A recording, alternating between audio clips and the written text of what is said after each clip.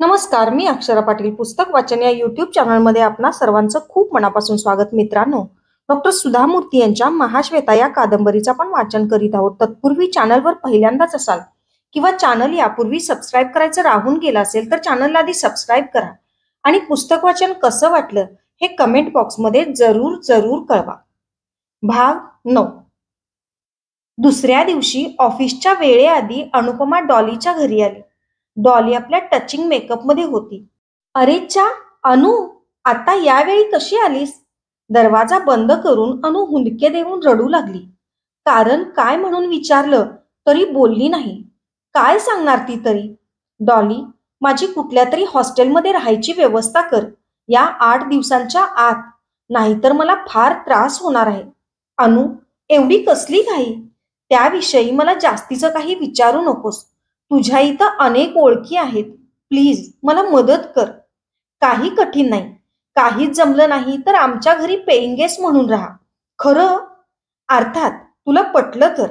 आमची बाहेरची खोली रिकामी आहे. इथं मी आणि मम्मी दोघीच राहतो. आम्ही मांसाहारी, त्यामुळे तुझं जेवण तुला बनवून घ्यावं लागेल.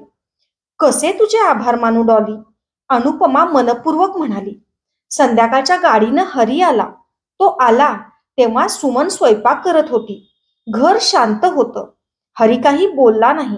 जेवणाच्या वेळी सुमननं 2च ताटं ठेवली तेव्हा त्यानं विचारलं, का? अनुपमा नाही? नाही, तिला कुठंतरी पेईंग गेस्ट म्हणून जागा मिळाली म्हणे राहायला. किती आग्रह केला तरी ऐकलं नाही तिनं. आज सकाळी तिकडे राहायला गेली. माझेही बाळंतपणाचे दिवस जवळ येत आहेत. तुमच्या आईही आता राहायला येतील. त्यांचं सोवळं भरपूर. लहान घर म्हणून मीही गप्प बसले. तू का गप्प बसलीस? हरीनं संतापानं विचारलं. अहो, आपण तिला भरपूर मदत केली म्हणून तिला कायमचं ठेवून घेणं शक्य आहे काय? मलाही ती गेल्याचं वाईट वाटलं, पण आपलाही प्रपंच आता वाढतोय. तिलाही अवघड होत होतं. शिवाय काही अडचण असेल तर तिला बोलावून घेता येईलच की. नाही म्हटलं तरी तिलाही भीड वाटणारच. हा काय स्वयंपाक आहे? किती तिखट केलंय सगळं. हरी भरल्या ताटावरून संतापानं उठत म्हणाला. तिखट झाले का? थांबा, थोडी साखर पेरते. एवढ्यासाठी जेवण का टाकून उठताय? सुमन साखरेचा डबा आणायला उठली, पण तिला हरीच्या या तिखटपणाचं कारण समजलं नाही. यानंतर अनुपमा कधीच आपल्याला भेटणार नाही हे सत्य मात्र हरिप्रसादला पूर्णपणे समजलं होतं. डॉलीच्या घरी अनुपमाचे दिवस कसे जात हे तिलाही समजत नव्हतं. पण ऑफिसमधलं क्लार्कचं जीवन मात्र तिला अलीकडे कंटाळवाणं वाटत होतं. तिच्या कर्तृत्व शक्तीच्या दृष्टीनं ते किरकोळ काम होतं.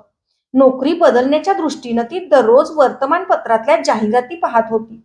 विलेपार्ल्यामधल्या कॉलेजमध्ये संस्कृत व्याख्याताची जागा रिकामी असल्याची जाहिरात वाचताच तिनं लगोलग अर्ज लिहायला घेतला. पण केवळ अनुभवी उमेदवारांनी अर्ज करावेत या सूचनेमुळे तिच्या मनात आशंका निर्माण झाली होती. आधी बी का आधी वृक्ष या प्रश्नासारखाच तो गहन मुद्दा. अनुभवाशिवाय नोकरी मिळणार नसेल तर अनुभव तरी कसा मिळणार? त्या नोकरीचं स्वरूप मात्र तिच्या आवडीप्रमाणे होतं. इंटरव्ह्यू घेणारे सगळे प्रौढ वयाचेच होते.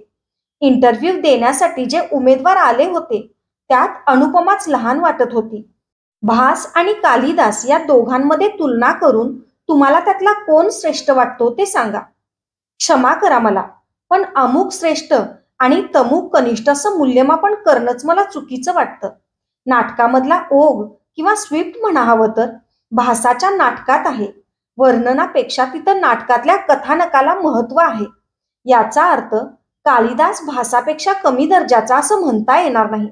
कालिदासाची सर्वश्रेष्ठ कृती शाकुंतल अतिशय परिपूर्ण कलाकृती म्हटलं तरी चुकीचं ठरणार नाही. शिवाय कालिदास कवीही आहे. यामुळे निसर्गाची, आकाशाची वर्णनं त्यांच्या नाटकात येतात हा माझा अभिप्राय. तुमच्या छंदामध्ये तुम्ही नाटकाचा उल्लेख केलाय. आमच्या कॉलेजमध्ये आम्ही तसं वातावरण निर्माण करू दिलं तर तुम्ही विद्यार्थ्यांकडून नाटकं बसवून घेऊ शकाल काय? हो, माझ्या दृष्टीनं ते अत्यंत आनंददायी ठरेल. मुलांकडून तालीम करून घेऊन मी उत्तम नाटक सादर करू शकेन, ती आत्मविश्वासानं म्हणाली. अनुपमा आता नाटकात नायिकेचं काम करू शकणार नव्हती. कोडानं हाताचा बराच भाग व्यापला होता. बांद्र्याच्या चर्चमध्ये डॉलीचं लग्न थाटामाटात पार पडलं. अनुपमानं त्यासाठी आठवडाभराची रजा टाकली होती. आता डॉली तिची केवळ साधी मैत्रीण न राहता अंतःकरण मोकळं करण्याची स्नेहमय बहीणच झाली होती. जुनी नोकरी सोडून नव्या नोकरीवर दाखल होताना अनुपमाला वाईटही वाटलं. तिनं जड अंतःकरणानं तिथल्या मित्रमैत्रिणींना निरोप दिला. पार्ल्याच्या कॉलेजमध्ये हसतमुखानं आणि आत्मविश्वासानं अनुपमा दाखल झाली. मुंबईला आल्या आल्या तिनं गळ्यातलं मंगळसूत्र काढून ठेवलं होतं. त्यावेळी तिला ते निरर्थक वाटलं होतं. व्यवहारज्ञान नसलेल्या नीलानं सांगितलं, अनु, या जगात पुरुषाच्या नजरेपासून बचाव होण्यासाठी याचा उपयोग होतो. पण अनुपमाला त्याचा तिटकारा आला होता. एका स्त्रीला स्वतःपुरतं जगायचं असलं तर अशा बुजगावण्याची गरज भासावी काय? बांद्र्याजवळच्या समुद्र किनाऱ्यावर बसून अनुपमा समुद्राच्या लाटा पाहत होती. काळावर कुणाचं वर्चस्व नाही, दडपण नाही किंवा लाचारीही नाही. जगातल्या घटनांकडे दुर्लक्ष करून तो आपल्या गतीनं चालत राहतो. पण माणसाचं आयुष्य मात्र तसं नाही. आपल्या इच्छेप्रमाणे घटना घडत असल्या की मनात उत्साह असतो आणि मनाच्या विरुद्ध काही घडलं की मन निरुत्साही होतं. काही संयमी माणसं जीवनातल्या हार जितेकडे सारख्याच अलिप्ततेनं पाहू शकतात म्हणे. पण आपल्या जवळपास तशी माणसं खरोखरच दिसतात काय? दिवसातून किमान अर्धा तास तरी या समुद्रकिनारी येऊन बसणं हा अनुपमेच्या जीवनाचा एक भाग झाला होता. आता तिच्या जीवनातही समुद्राच्या लाटांप्रमाणे चढ उतार आले होते. सुमनला मुलगा झाल्याचं समजताच ती भेटायला गेली होती. हरीची कोल्हापूरला बदली झाल्याचं सुमनकडून समजलं. नंतर हरी नसल्याची वेळ साधून ती बाळाला सोन्याची अंगठी देऊन आली. बाळाला सुमन म्हणत होती, बघ तुझी मावशी आली, चिक्कम्मा, छोटी आई. अनुपमानं मात्र मनातल्या मनात म्हटलं, बाळा, मी तुझ्या आईची मैत्रीण, आणखी कुणीही नाही. पावसाची संततधार लागली होती. मुंबई शहराला मोठ्या तळ्याचं स्वरूप आलं होतं. कधी सूर्याचं दर्शन होईल असं सगळ्यांना झालं होतं.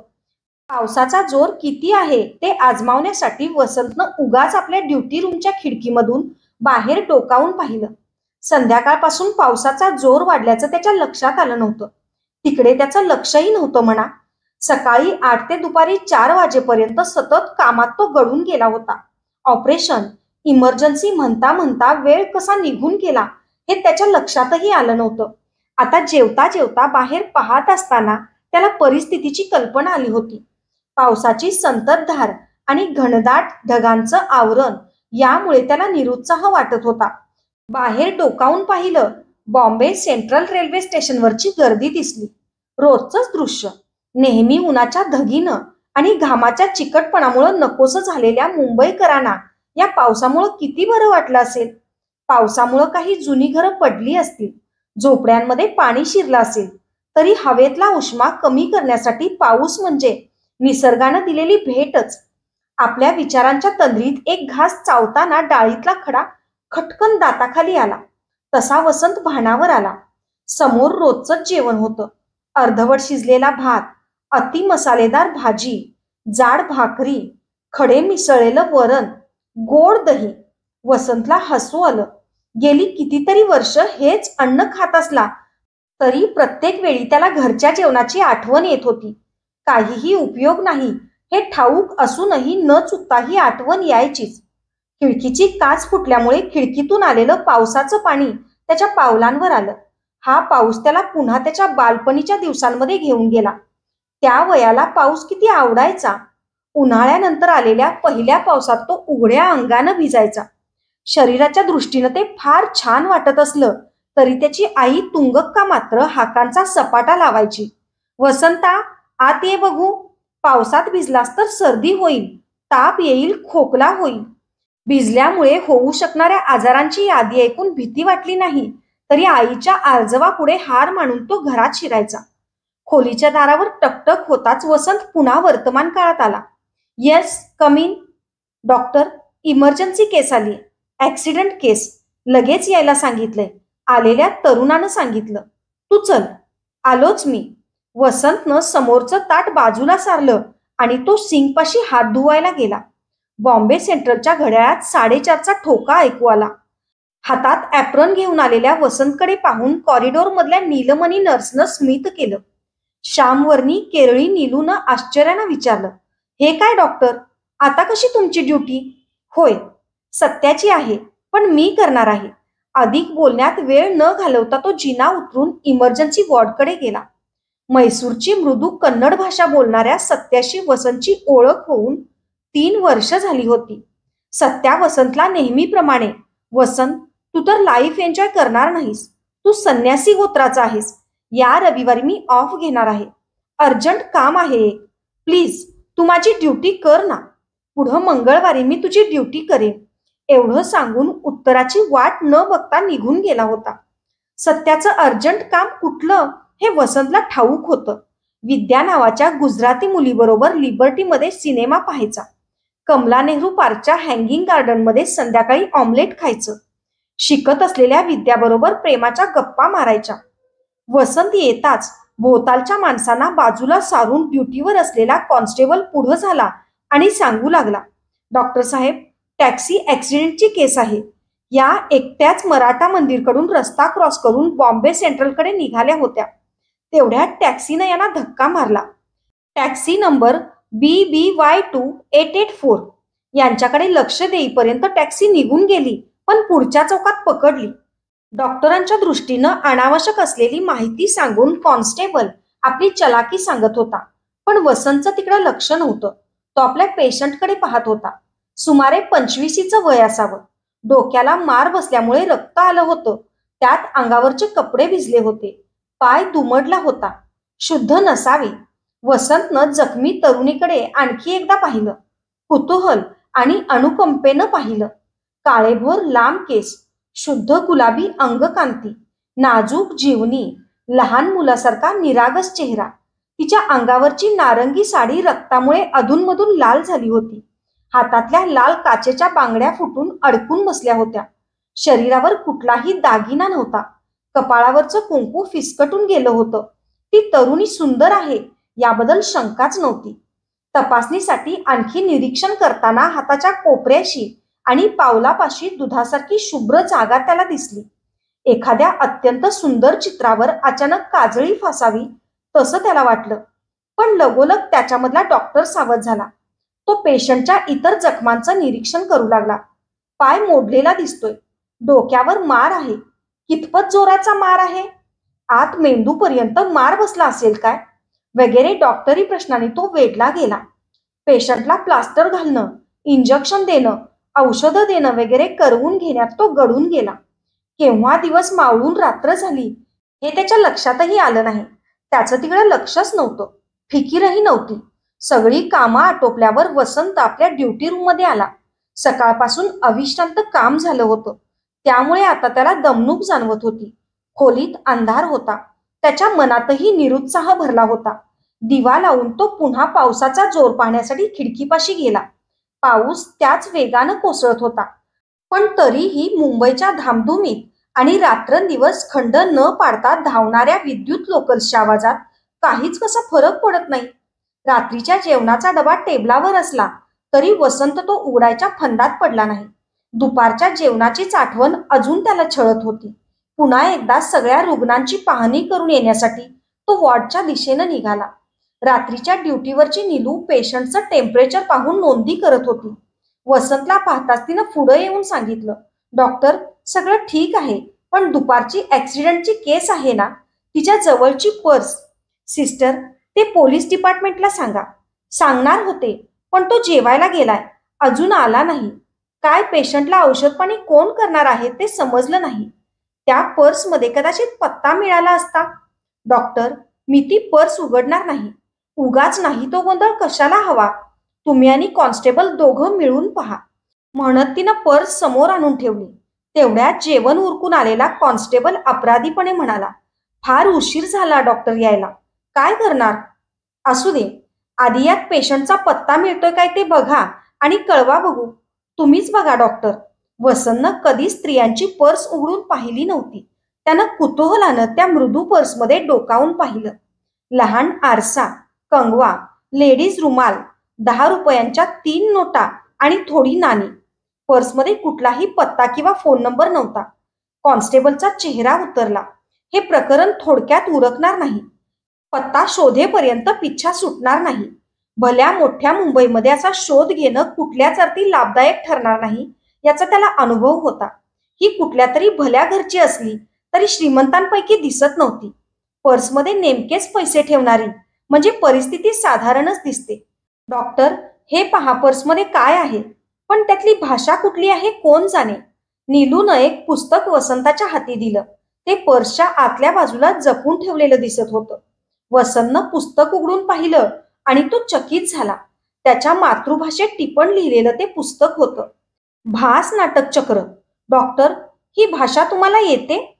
दक्षिणेकडच्या सगळ्यांना मद्रासी मांडणाऱ्या महाराष्ट्रीयन कॉन्स्टेबलनं आश्चर्यानं विचारलं. डॉक्टरांमुळे आपलं काम वाचेल अशी शक्यताही त्याच्या लक्षात आली. ती माझी मातृभाषा आहे म्हणत वसंतनं पुस्तकाचं पहिलं पान उघडलं. तिथं नीटसपणे अनुपमा 44 बांद्रा पाली हिल रोड वगैरे पत्ता लिहिला होता. पोलिसाला पत्ता लिहून घ्यायला सांगून तिथंही बातमी द्यायला सांगितली आणि तो आपल्या पुढील कामाला लागला. निघताना त्यानं ती वही आपल्याबरोबर घेतली. सिस्टर, यांना शुद्ध आली की मला निरोप द्या. मी वरच्या माझ्या खोलीत आहे. त्यांचं पुस्तक माझ्याकडे आहे. त्यांचे कुणी नातेवाईक आले तरी सांगा. आता वसंतनं अनुपमाकडे लक्ष देऊन पाहिलं. शंकाच नाही. खरोखरच अनुपम सौंदर्य एकवटलं होतं तिथं. किती अनुरूप नाव आहे. क्वचितच असं दिसतं. त्यात कन्नड जाणणारी म्हटल्यावर विशेष नातं जुळल्यासारखे वाटलं. हातात पुस्तक घेऊन वसंत खोलीत आला. गावी मारुतीच्या देवळात सुश्राव्यपणे जेमिनी भारत गाणाऱ्या रामाण्णा मास्तरांच्या तोंडचं पद्य त्याला आठवू लागलं. जगात कुठंही परिपूर्णता नाही असं सांगणारं पद्य. खरं आहे, जगात कुठं आहे परिपूर्णता? परिपूर्णतेचा नाश करायला डाग हवाच ना. दुपारी मेसमध्ये जेवताना सत्या समोर आला. वसंतनं आदल्या दिवशीची आपली ड्युटी केल्याचं आठवून म्हणाला, हॅलो बॉस, कसं होतं कालचं काम? फारशी किचकट केस आली नव्हती ना? नाही, फार डोकेदुखीची कुठली केस नव्हती, पण कालच्या तुझ्या ड्युटीमुळे मात्र माझा फायदा झाला. मिश्किल हसत डोळे मिचकावत सत्यानं विचारलं, फायदा? तो कुठला बुवा? कोणी विशेष पेशंट भेटला की काय? की कुणी VIP ऍडमिट झालं होतं?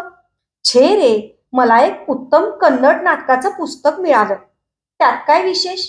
इथल्या कर्नाटक संघात हवी तितकी कन्नड पुस्तकं आहेत. हवी तर मी मागवून दिली असती तुला.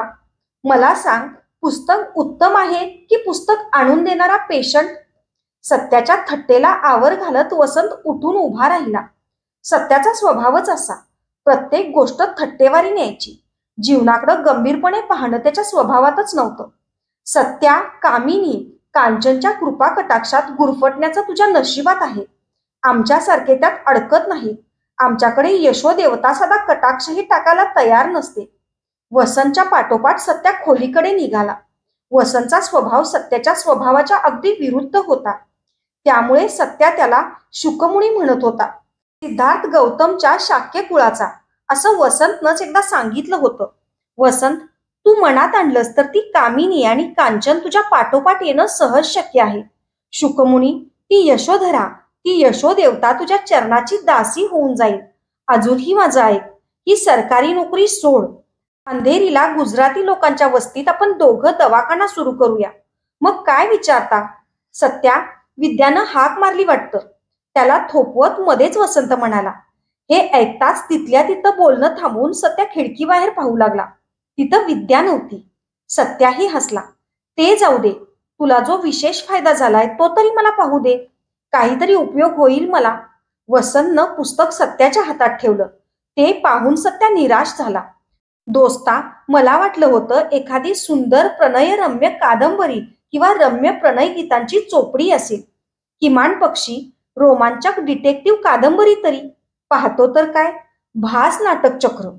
अरे, आता व्हिडिओ ब्लसपुढे सिनेमा टिकेल की नाही अशी परिस्थिती आहे आणि तू संस्कृत नाटक, त्यातही कुणी भास, हास, चंद्रहास. कुठून काढलं हे? कोण पाहणार ही नाटकं? कोण ऐकणार रात्रभर बसून? सत्या, तू त्यातलं काही वाचलंयस काय? त्याशिवाय उगाच काहीतरी सांगू नकोस. भासाची नाटकं अत्यंत सुंदर म्हणून प्रसिद्ध आहेत. तुला संस्कृत आलं असतं तर तुलाही ते समजलं असतं. बस, आधीच मातृभाषा, राष्ट्रभाषा, ज्ञानभाषा, आंतरराष्ट्रीय भाषा शिकता शिकता आता मुंबईत येऊन प्रेमभाषा, व्यवहार भाषा शिकावी लागते, त्यात आणखी संस्कृत शिकून काय उपयोग आहे मला? तुझ्यासारख्याला ठीक आहे हे. अरे, प्रत्येक गोष्ट केवळ व्यावहारिक दृष्टीनं का पाहतोस तू? व्यवहार वरचढ होऊ लागला की भावना मागं पडते. जिथं भावनाच नसेल तिथं जीवन कसं राहू शकेल? भावनाहीन जीवन नीरस नाही का होणार? सत्या, जाऊ दे. तुझा दृष्टिकोन आणि माझा दृष्टिकोन यात खूपच फरक आहे. वसंत हे बोलत असताना विद्याची हाक ऐकू आली. खिडकीतून वाकून पाहिलं. खरोखरच ती खालून हाक मारत होती. लगोलग सत्या निघून गेला. संध्याकाळी नेहमीप्रमाणे वसंत राऊंड घेत होता. रुग्णांना नातेवाईकांनी भेटायची वेळ असल्यामुळे प्रत्येक रुग्णाभोवताली एक दोन नातेवाईक होते. अनुपमाच्या शेजारी दोन मुली बसल्या होत्या. उगाच मुलींशी बोलणं वसंतच्या स्वभावात नसल्यामुळं तो सरळ अनुपमाशीच गेला. हॅलो, कशा आहात? छान आहे डॉक्टर, अनुपमा कन्नडमध्ये उत्तरली. अरेच्चा, मला कन्नड येतं हे तुम्हाला कसं ठाऊक? काल तुम्ही माझं पुस्तक नेलं म्हणून नर्सनं सांगितलं, त्यावरून समजलं. तुमचं पुस्तक अजून वाचून संपलं नाही. आणखी काही दिवस राहिलं तर चालेल ना? माझंच आहे ते पुस्तक. हवे तितके दिवस राहू द्या तुमच्याकडे. पाय काय म्हणतोय? वसंत मधला डॉक्टर जागा झाला. खूप दुखतोय डॉक्टर. सहन करणं कठीण वाटतं. होय, हाड मोडलंय ना. वेदना कमी होण्यासाठी औषध देतो, मागवून घ्या. बरं. वसंत निघून गेला. अनुपमाच्या मैत्रिणी काही न बोलता आश्चर्यानं हे संभाषण ऐकत होत्या. खूप दिवसांनी अनुपमा कन्नड बोलत होती. तशी संधी मिळाली होती. मध्यरात्र झाली तरी वसंत वाचण्यात गढून गेला होता. सिनेमाचा शेवटचा खेळ बघून परतलेल्या सत्याचं तिकडं लक्ष गेलं. काय रे वसंत, कुठल्या परीक्षेची तयारी चालली आता? भास नाटक चक्र वाचतोय. सत्यापुढं काही बोलला नाही. वसंत ही प्रत्यक्ष नाटकापेक्षा शेजारच्या रिकाम्या जागेत अनुपमानं लिहिलेली टिपणं विशेष करून वाचत होता. त्यावरून तिच्या अभिरुचीची पातळी लक्षात येत होती.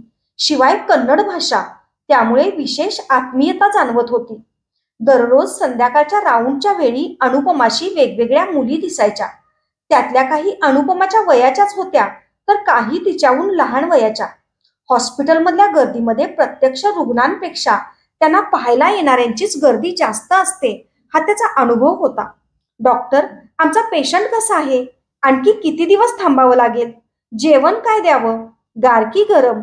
यासारखे प्रश्न पुन्हा पुन्हा विचारून डॉक्टरांचं डोकं उठणारेच पेशंट्स अधिक असतात. पण या रुग्णाचे मात्र तशा प्रकारचे कुणीच नातेवाईक दिसत नव्हते. भेटायला येत त्या तरुणीही वेळ संपताच मुकाट्याने निघून जात. वसंतचं खरं तर असल्या गोष्टींकडे फारसं लक्षच नसे. पण हे दृश्य नेहमीपेक्षा वेगळं असल्यामुळे त्याला आश्चर्य वाटत होतं. कदाचित मुंबईमधल्या एखाद्या दूरवरच्या उपनगरात राहत असलेल्या घरातली आणि नोकरीसाठी लांबवर येणाऱ्या घरातली ही तरुणी असावी. अनुपमा हॉस्पिटलमध्ये दाखल होऊन आठवडा झाला होता. वसंत सकाळच्या राऊंडला आला तेव्हा ती पडल्या पडल्या पुस्तक वाचत होती.